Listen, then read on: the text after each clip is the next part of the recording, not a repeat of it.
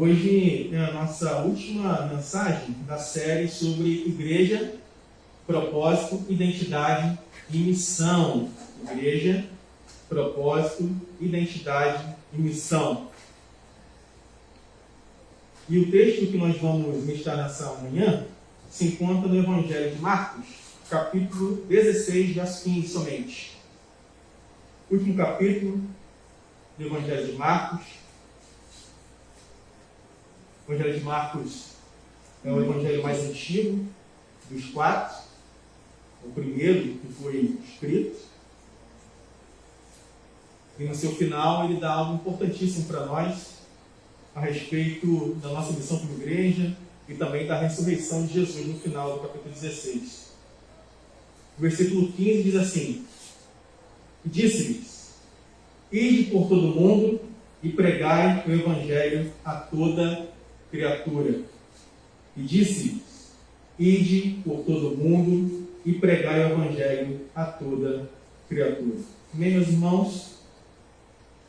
O tema dessa manhã é evangelização e missões para a glória de Deus. Evangelização e missões para a glória de Deus. Nós estamos já praticamente quase 3 meses pelas manhãs fazendo séries de mensagens voltadas para a vida da igreja. Trabalhamos vários aspectos relacionados à vida da igreja, com essa temática geral, falando do seu propósito, da sua identidade e da sua missão. Obviamente que o assunto, quando tratamos sobre igreja, é inesgotável. Não tem como terminar um assunto tão rico, já que estamos falando da igreja de Jesus, à luz da sua palavra.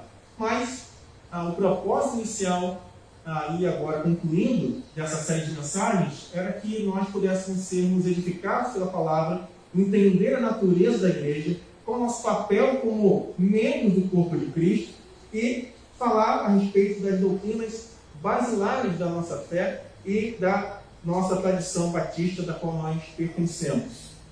E hoje nós terminamos falando sobre evangelização e missões. E a primeira parte que eu quero destacar aqui para o início da nossa conversa é falar de maneira muito resumida aqui, para nós identificarmos um pouco da nossa história. Porque é importante nós identificarmos como cristãos onde que nós nos situamos na história, para entendermos de onde nós partimos e para onde nós estamos indo. Identificar a nossa identidade como cristãos na caminhada com o Senhor. E a primeira parte que eu quero destacar aqui é sobre as divisões do protestantismo brasileiro. Bem resumidamente aqui, tá? Há uma divisão clássica entre os historiadores da história do cristianismo ou da história da igreja, que colocam, quando falam de protestantismo no solo brasileiro, em 5 divisões clássicas, que são elas: o protestantismo colonial, vou falar já, o protestantismo de imigração, o protestantismo de missão, o pentecostalismo e o neopentecostalismo. Então, vou repetir: protestantismo colonial, protestantismo de imigração, protestantismo de missão, o pentecostalismo e o neopentecostalismo. Essas são as 5 divisões clássicas que a gente tem quando se estuda o movimento protestante do qual nós pertencemos em solo brasileiro. O primeiro é o protestantismo colonial, que surge no Brasil colônia, como o próprio nome já diz, no século XVI e XVII. Quem foram aqueles que chegaram aqui no Brasil, protestantes, que chegaram aqui no Brasil no século XVI e no século XVII? Os primeiros a chegarem aqui no Brasil foram os franceses. Mais precisamente os huguenotes. Saíram fugindo de perseguição religiosa onde eles estavam e vieram aqui para o Brasil. Também sofreram perseguições religiosas aqui no Brasil, nesse contexto, e depois retornaram para a França. E os holandeses foram os 2 grupos que chegaram no Brasil colonial, aqui no Brasil, no século XVI e século XVII. Os franceses, entre 1555 a 1567, eles deixaram aqui um documento muito importante chamado, como se diz? um pouco lento, deu branco aqui. Mas um documento importante de uma confissão de fé, lembrei. Uma confissão de fé da Guanabara, aqui no Rio de Janeiro. Mostrando qual era a fé, a base de fé desse grupo francês que chegou aqui no Brasil no início do século XVI. E os holandeses chegaram aqui no Brasil também, no século XVII, no Nordeste.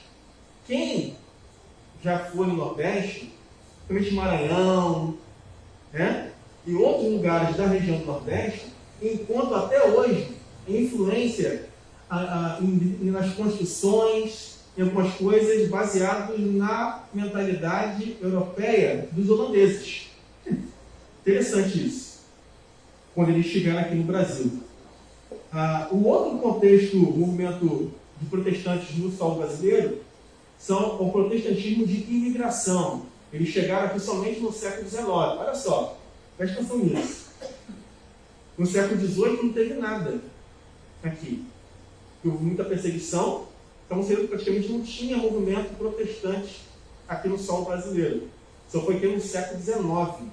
E quem foi que chegou no século XIX aqui no Brasil como protestante? Os ingleses, anglicanos, alemães e luteranos. É o chamado protestantismo de imigração, que surge aqui no Brasil nesse contexto. A terceira divisão é o protestantismo de missão. Quase meados do século XIX, né? 1830 em diante. Quem chega aqui no solo brasileiro? Metodistas, congregacionais, batistas e presbiterianos. Praticamente nessa ordem aqui. Nós estamos nesse movimento aqui, os batistas, protestantismo de missão. E as duas últimas divisões clássicas aí do protestantismo brasileiro é o pentecostalismo e o neopentecostalismo, que surge no século XX. Existem 3 ondas clássicas do movimento do pentecostalismo no Brasil. Da década de 10 à década de 40, isso tudo no século XX, com a chegada da congregação cristã no Brasil e da Assembleia de Deus, que chega aqui no Brasil, que perduraram um grande período no solo brasileiro, por aproximadamente 40 anos, quando eles chegam aqui no início do século XX. Essa é a primeira onda do pentecostalismo no Brasil. A segunda onda do pentecostalismo é do século XX, década de 50 e de 60. Que aí o movimento pentecostal se fragmenta um pouco e surgem novos grupos, novas igrejas. Quais, pastor? A Igreja do Evangelho Quadrangular, já ouviram falar? A Igreja Brasil para Cristo, a Igreja Deus é Amor e outras igrejas no contexto de São Paulo, principalmente. Na década de 70 e 80, a terceira onda do movimento pentecostal é o que nós chamamos de neopentecostalismo. É uma outra divisão do movimento pentecostal, que é a Igreja Universal do Reino de Deus, a Igreja Internacional da Graça, e outras igrejas que surgem na década de 70 e 80. Esse panorama histórico aqui, rapidinho, breve, que eu estou dando aqui, importante, para nós entendermos o nosso papel, onde nós estamos situados e para onde nós queremos e onde nós queremos chegar como igreja. Essas divisões aqui que eu pontuei, nós identificamos que nós estamos como protestantes de missão, que são os metodistas, congregacionais, batistas e presbiterianos. Com grande ênfase, nós como batistas, na questão da educação, formação de escolas, formação educacional, missões, uma característica, uma identidade dos batistas brasileiros. Lembro que 2 semanas atrás foram comemorados 150 anos da primeira do movimento batista aqui no solo brasileiro. 150 anos. Na igreja Santa Bárbara do Oeste, lá em São Paulo.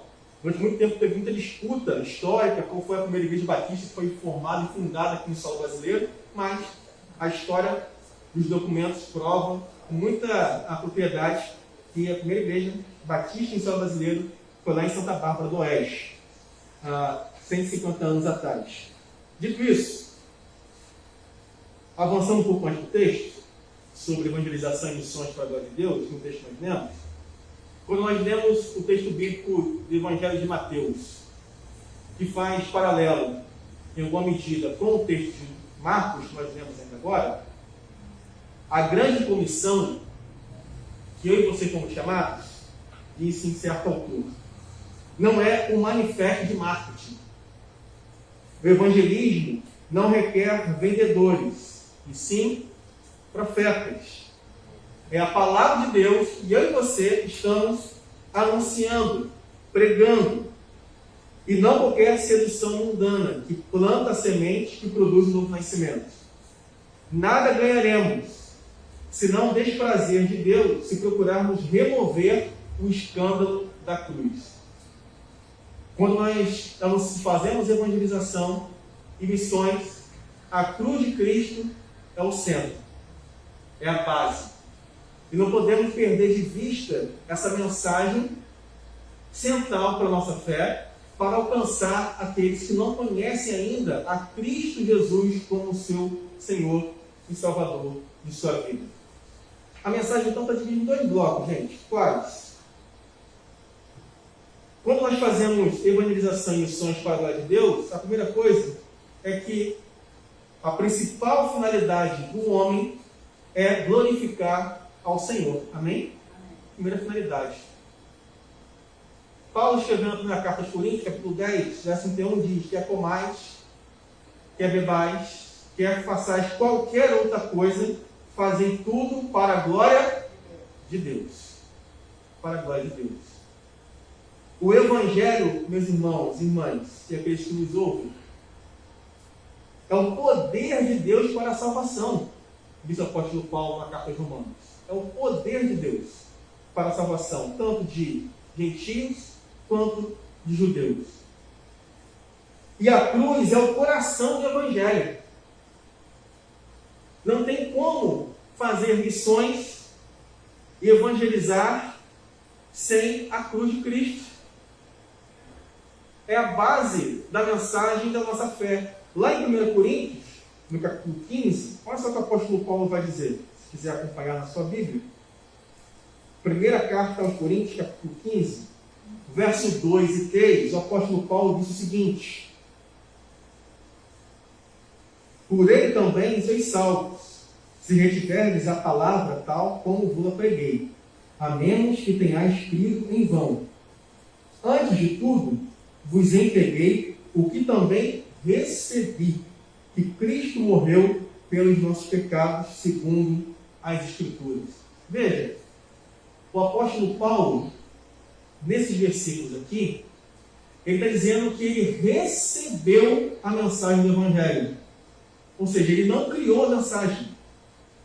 Ele não inventou nada.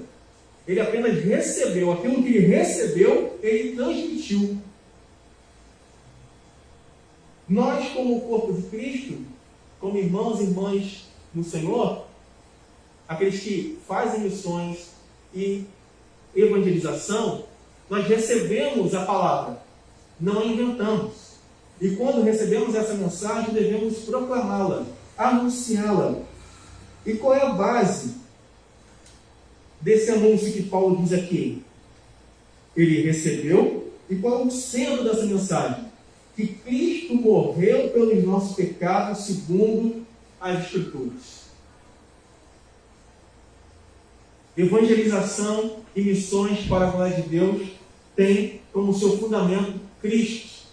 E a mensagem que ele morreu pelos nossos pecados segundo as Escrituras, e no verso 4 diz que ele foi sepultado e ressuscitou, irmãos, ao terceiro dia, segundo as Escrituras. Sem essa mensagem, não tem evangelho, não tem evangelização, não tem missões. Abrir mão disso é não pregar a mensagem do Evangelho. Algo que pode, de repente, chocar-nos nessa manhã.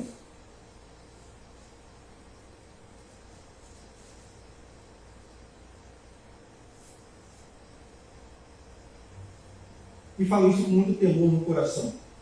E temor. O Evangelho, num primeiro momento, irmãos, é sobre Deus, não é sobre nós. É sobre Deus. É sobre o amor de Deus ao enviar o seu Filho para perdoar pecadores.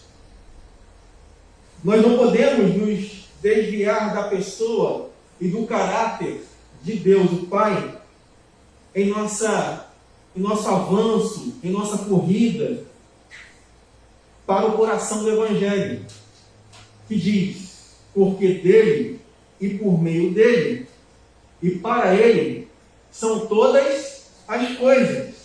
A ele, pois, a glória eternamente, diz o apóstolo Paulo em Romanos 11, verso 36. A mensagem, então, do Evangelho, a priori, é falar sobre Deus, sobre o que foi realizado na cruz do Calvário. É para dar glórias a Deus. Quando nós perdemos essa dimensão da glória de Deus na proclamação da sua mensagem, nós estamos, de alguma maneira, esvaziando o seu conteúdo, diluindo a sua mensagem, pasteurizando a mensagem do Evangelho. Evangelizar é entregar aquilo que nós recebemos, como o apóstolo Paulo falou aqui em 1 Coríntios capítulo 15. Nós não temos, então, o direito de inventarmos uma outra mensagem diferente dessa. Por isso que o mesmo apóstolo Paulo, ao escrever aos Gálatas, no capítulo 1, ele vai dizer que chamar de anátema, maldito, qualquer um, ainda que venha um anjo do céu, que vos anuncie um outro evangelho, não o aceite, não o receba. Se Paulo, ao escrever aos Gálatas, logo de início, ele faz essa afirmação categórica, é porque existiam outros evangelhos sendo pregados já no tempo do apóstolo Paulo, do qual ele chama de falso evangelho. Uma mistura da mensagem com outra coisa. Quando você mistura, já não é mais aquilo. Se torna um outro elemento. Se torna um derivado. Nós sabemos que o queijo, para dar um exemplo, ele vem do leite. Para se fazer o queijo. Mas o queijo não é o leite. Ele tem características do leite. Ele tem até a cor do leite, né?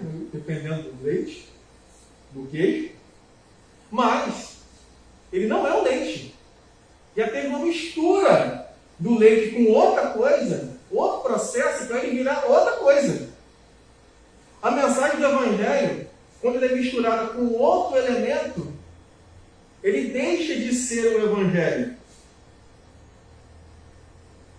Por isso que o apóstolo Paulo é tão enfático no texto de 1 Coríntios que nós lemos, que aquilo que ele recebeu é aquilo que ele devolveu.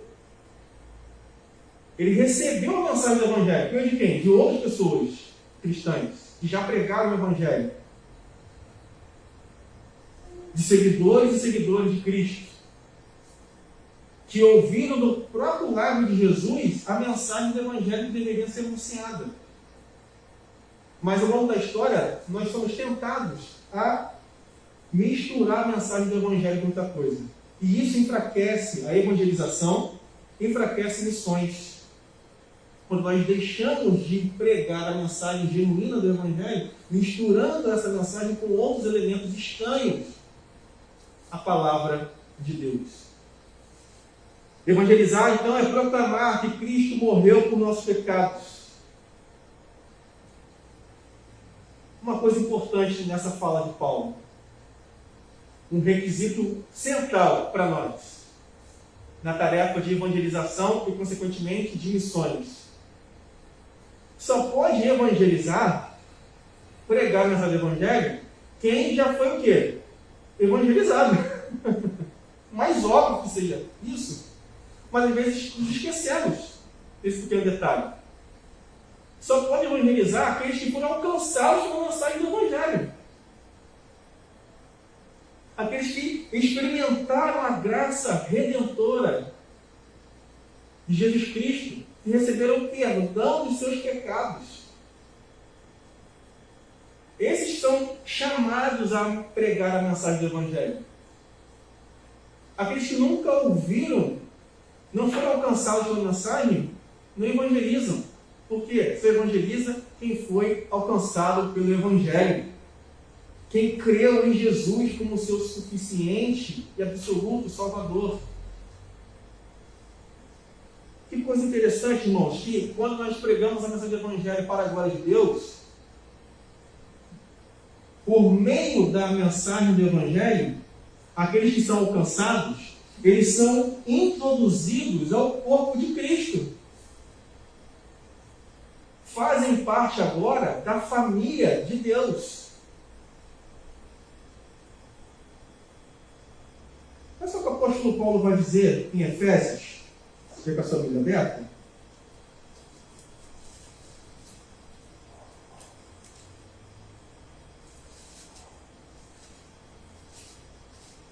No capítulo 2,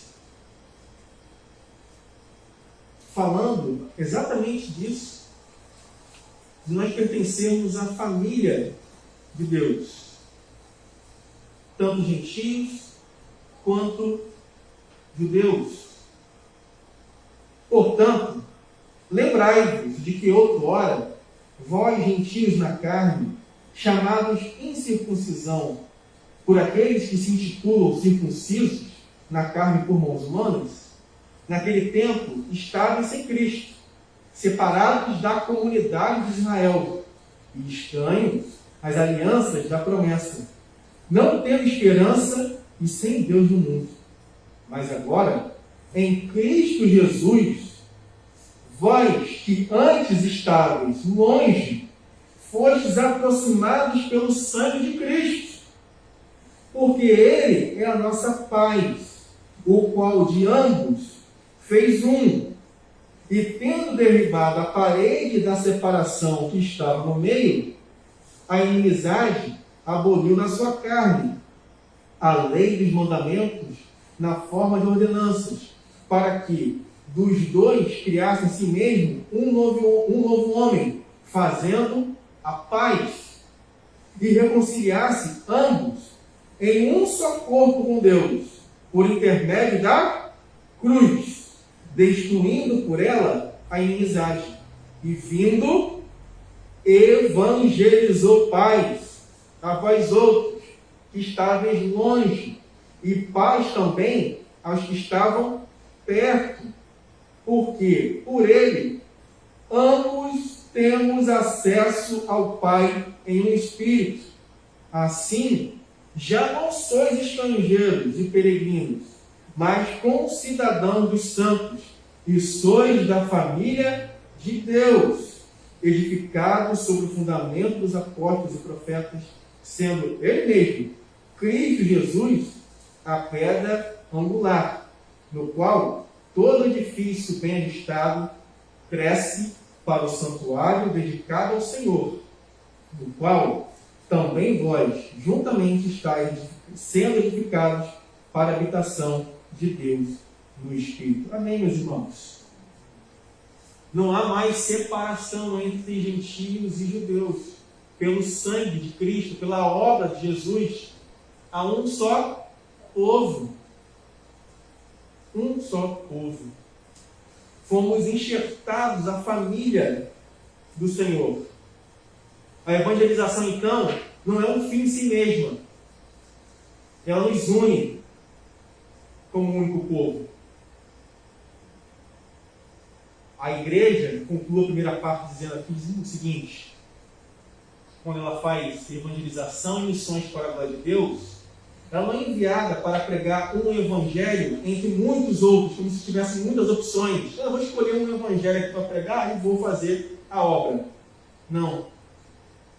Ela é chamada por Deus para anunciar o evangelho, não um Evangelho, mas o único e verdadeiro Evangelho. Sua missão, então, a nossa como igreja, é anunciar a palavra da verdade, o Evangelho da salvação. Nós não podemos inventar a missão.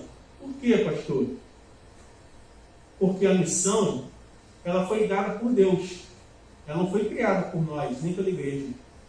A missão é de Deus. Inicia-se em Deus e termina em Deus, irmãos.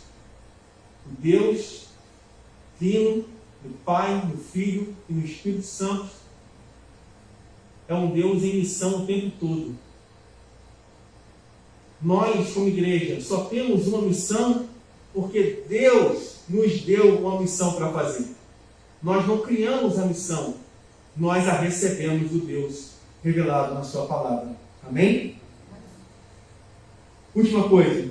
A primeira que eu falei sobre evangelização e missões para a glória de Deus é que a principal finalidade do homem, por meio da missão e da evangelização, é glorificar a Deus. A segunda é amor ao próximo. Lá em Marcos, volta lá para Marcos, capítulo 12.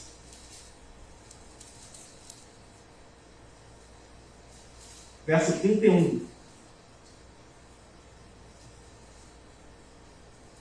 O contexto aqui é Jesus ensinando sobre os mandamentos.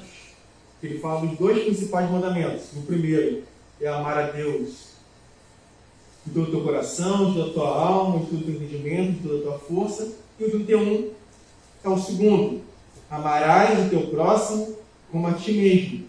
Não há outro mandamento maior do que este. Nós devemos fazer evangelização e missões para a glória de Deus, devemos ter em mente, primeira coisa, glorificar a Deus, porque é tudo para a glória dele, e em segundo, amor ao próximo. Se você tem amor às pessoas, amor aos seus semelhantes, que é a imagem e semelhança de Deus, nós vamos nos envolver com evangelização e com missões. Deixa eu abrir um parênteses rápido aqui. Evangelizar e fazer missões é para toda a igreja. Não somente para aqueles que estão no campo missionário. Temos ainda uma ideia que parece equivocada e reduzida do que significa a evangelização e a obra missionária. Achamos que, pelo fato, muitas vezes, de nós contribuirmos financeiramente, orarmos e, às vezes, nos envolvermos com uma campanha missionária na igreja, já estamos fazendo missões. Missões é muito mais profundo que isso. Nós podemos fazer todo esse movimento como igreja e nosso coração está longe de missões. A obra missionária, então, ela é mais ampla do que momentos específicos no decorrer do ano. Mas é a nossa vida o tempo todo em missão, da qual recebemos do Senhor. Por isso evangelizamos. Por isso pregamos a mensagem do Evangelho. Porque queremos que outras pessoas experimentem e sejam alcançadas pela mesma graça que um dia nos alcançou. É necessário, então, demonstrar amor ao próximo na evangelização, porque enquanto as pessoas não ouvirem a mensagem do Evangelho, elas continuam no seu estado de mortas espiritualmente, irmãos. O apóstolo Paulo diz, na carta aos Efésios, capítulo 2, que quando a situação da raça humana sem Deus, sem Cristo, ela está morta em seus delitos e pecados. Ela está morta espiritualmente, distante do Senhor. Ela só passa a ter vida quando, ao ouvir a mensagem do Evangelho, o Espírito Santo abre o entendimento dessa verdade e gera nela um novo nascimento, que nós chamamos de regeneração. É um nascer de novo. É o Espírito Santo operar de forma sobrenatural no coração do pecador, como o nosso, tirar o coração de pedra e nos colocar no coração de carne. E nos fazer o que? Povo de Deus, salvos, lavados pelo sangue do Cordeiro. O apóstolo Paulo, ao escrever a carta aos Romanos, do capítulo 1 ao capítulo 3, ele descreve a situação gravíssima da raça humana. E ele conclui, lá no capítulo 3, dizendo que todos pecaram e destituídos estão da glória de Deus. Por isso, irmão, se eu e você temos amor ao próximo e fazemos evangelização e missões para a glória de Deus, devemos pregar essa palavra, anunciar essa palavra. Como fazemos isso, pastor? Nos envolvendo com as pessoas, desenvolvendo um relacionamento com as pessoas e aproveitando as oportunidades que Deus nos dará para falar do amor de Cristo. E quais são qual é a mensagem, o teor da mensagem a ser anunciada? Primeiro, ela tem uma má notícia. Qual? Ela é pecadora. Ela precisa de salvação. Ela precisa ser reconciliada com Deus. E qual é a boa notícia? É que Cristo já fez isso por ela. Não adianta nós anunciarmos a boa notícia que Jesus ama sem anunciar que tem uma má notícia antes. Antes de anunciar a salvação, temos que falar da condenação que está sobre a vida dela. Para entender a sua situação grave de pecado. Que ela precisa se arrepender, que ela precisa crer desesperadamente no Evangelho de Jesus. E o apóstolo Paulo, quando escreve no capítulo 3, no capítulo 1 ao 3 de Romanos, ele mostra a situação grave da raça humana. E ao descrever a situação grave da raça humana, ele aponta um único e verdadeiro caminho. Ele aponta a condenação, a perdição, mas ele apresenta a esperança, porque a mensagem do Evangelho é uma mensagem que traz esperança. Amém, meus irmãos? Amém. Em meio ao caos, a única mensagem que pode trazer esperança ao coração da raça humana é o Evangelho de Jesus. Continuando. Para ser salvo, alguém precisa pregar a mensagem do Evangelho. E pregar essa mensagem é falar da graça de Deus, da condenação e da salvação. A igreja foi chamada do mundo para ser enviada de volta ao mundo, a fim de anunciar a boa nova do Evangelho ao mundo. Coisa, né? Ela foi chamada do mundo para ser enviada de volta ao mundo, a fim de anunciar a boa nova do Evangelho no mundo. Esse é o nosso papel. Nós, como povo de Deus, não nascemos, não fomos criados como novas criaturas em Cristo Jesus para ficarmos confinados num edifício. Por quê? A igreja não é o prédio. A igreja não são os tijolos. A igreja não são as paredes. A igreja somos nós, irmãos. O povo de Deus. O povo de Deus. Onde você chega, a igreja chega. Onde você estiver, no seu trabalho, na escola, dentro da sua família, no bairro onde você mora, quando você viaja para algum outro lugar, quando você conversa, onde você está, a igreja chegou. Seria tão bom se tivesse uma igreja aqui nesse lugar. Mas se você está lá, a igreja já está lá, irmão. Amém, irmão? Amém. Você chegou lá. Você é a igreja do Senhor, onde você estiver. Que coisa linda, irmãos. Olha só o que diz 2 Coríntios 5, do verso 18 ao 20.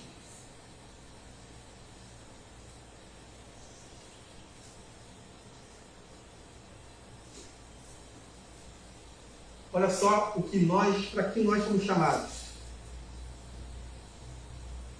2 Coríntios 5, do 18 ao 20. Caminhando para o final. Ora, tudo provém de Deus, que nos reconciliou consigo mesmo por meio de Cristo e nos deu o ministério da reconciliação, a saber, que Deus estava em Cristo, reconciliando consigo o mundo, não imputando aos homens as suas transgressões, e nos confiou a palavra da reconciliação. De sorte que somos embaixadores em nome de Cristo, como se Deus exortasse por nosso intermédio. Em nome de Cristo, pois, rogamos que vos reconcilieis com Deus. Nós somos embaixadores de Cristo, irmãos. Onde nós estivermos, representamos os valores do reino de Deus. Somos imagem e semelhança de Cristo, porque fomos reconciliados com Ele.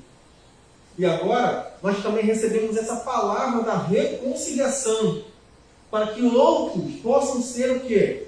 Reconciliados, perdoados, salvos pelo sangue do Cordeiro.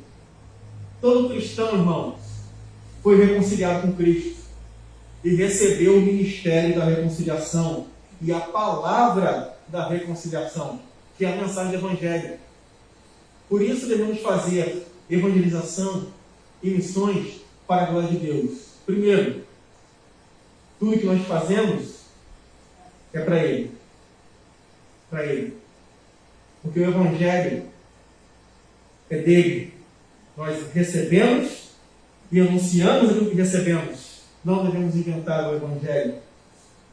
O centro da mensagem do Evangelho é Cristo, que morreu e ressuscitou dentre os mortos ao terceiro dia.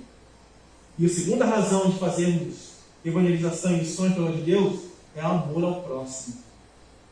Se você tem amor naqueles que não conhecem a Cristo, você evangeliza. Você fala de Cristo. Você se preocupa com essa vida, porque ela é preciosa para Deus. E a dinâmica dessa caminhada,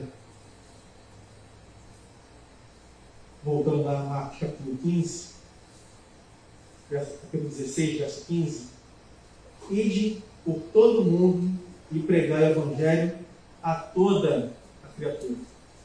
Não a algumas, mas a toda a criatura. Uma ordem dada por Jesus à sua igreja, a nós, que nos envolvamos cada vez mais com a evangelização, com missões, não somente nos períodos que nós temos, que são importantes para marcar onde nós estamos, mas principalmente com a nossa própria vida, como embaixadores de Cristo,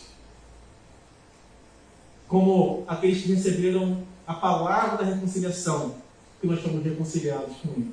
Amém? Feche seus olhos, vamos orar, meus irmãos.